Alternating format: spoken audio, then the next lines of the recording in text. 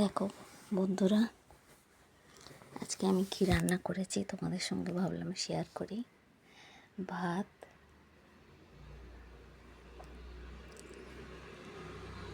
বেশি কিছু রান্না করিনি, 3টে মাত্র রান্না করেছি।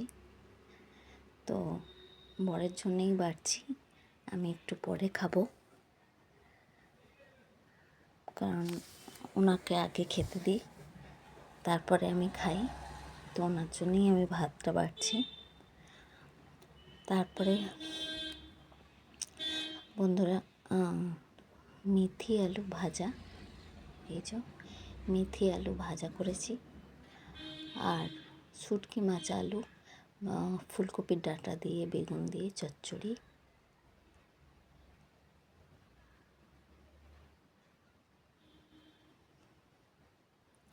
আর রুই মাছ বেগুন আলু দিয়ে ঝোল। 3টে মাত্র আজকে রান্না করেছি, বেশি কিছু করিনি।